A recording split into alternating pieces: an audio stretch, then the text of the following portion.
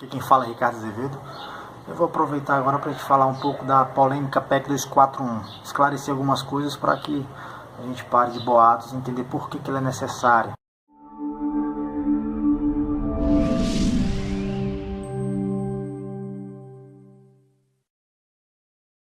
O Brasil, ele tem uma dívida e a gente, como é que ele paga essa dívida? Ele não tem como pagar, então ele emite uma nova dívida para pagar a anterior, pagando só os juros. Então a gente paga só os juros dessa dívida e a gente vai acumulando a dívida ao longo do tempo.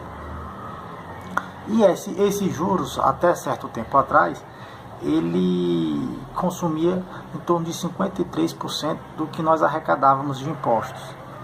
Então, com o governo da dívida, as coisas começaram a desandar. Os empréstimos absurdos do BNDES, crise do Petrolão, todas essas coisas fizeram o quê? Geraram um rombo gigantesco nas contas públicas a nível de governo federal.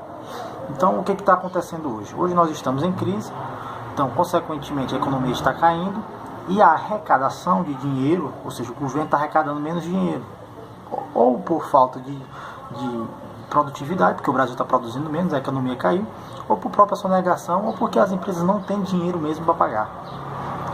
E, em contrapartida, o Brasil tem que arcar com as despesas, as despesas, os gastos do governo. Então, como é que ele faz isso? Ele faz isso gerando novos impostos, gerando novos empréstimos. Então, nós temos um desequilíbrio fiscal. Esse desequilíbrio fiscal ele é muito importante para a nossa economia. Por quê?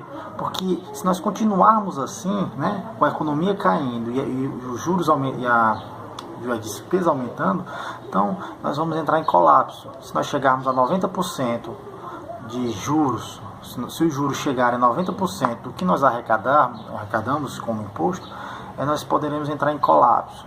Então, isso para o mercado financeiro, isso para a economia é muito perigoso. Então, nós precisamos estabilizar isso.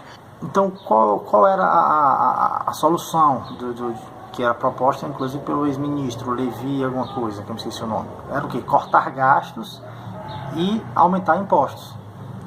Então, era o quê? Era cortar, como a Dilma fez, cortou o investimento do Bolsa Família, cortou o investimento do Minha Casa Minha Vida, cortou do Pronado, do FIES, cortou uma porrada de investimentos. Então era o que? Era o corte e o aumento de impostos, Só que o Meirelles, ele sabe que se ele aumentar os impostos agora, ele vai fazer um efeito contrário. Ele vai diminuir a arrecadação, porque vai diminuir a produtividade. Então, qual é a aposta do Meirelles, que é o ministro da Economia?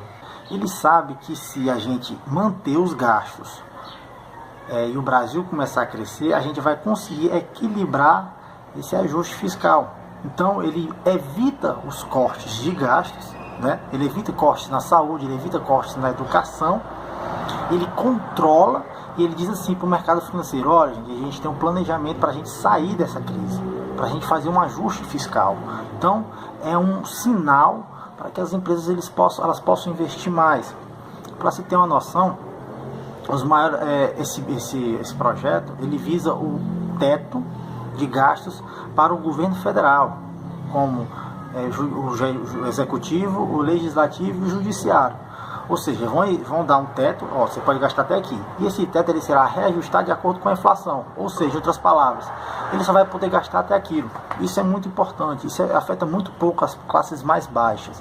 Se você for ver, a maioria do dinheiro empregado do governo federal vai com funcionalismo público, vai com aposentadorias e pensões das classes mais altas, vai com o salário do judiciário, Então, por isso que o Ministério Público é um dos principais contrários a essa aprovação dessa PEC.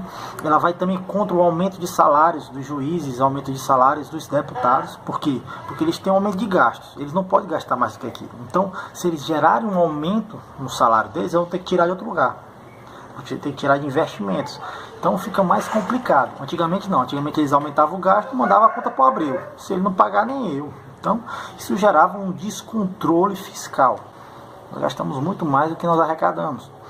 E essa conta sempre é jogada pela sociedade. Pastas como saúde e educação, pelo contrário, elas terão 80% dos investimentos de saúde e educação, eles são de responsabilidade dos estados e dos municípios. Eles não serão tão afetados assim, E o próprio Fundeb ele não vai entrar nessa pauta desse teto. Então eu espero ter esclarecido algumas coisas. A PEC ela é necessária, ou a gente aprova a PEC agora, esperamos uma reação da economia, ou a gente abre os braços e se atraca com um abismo, que é o colapso financeiro. Forte abraço a todos e fiquem com Deus.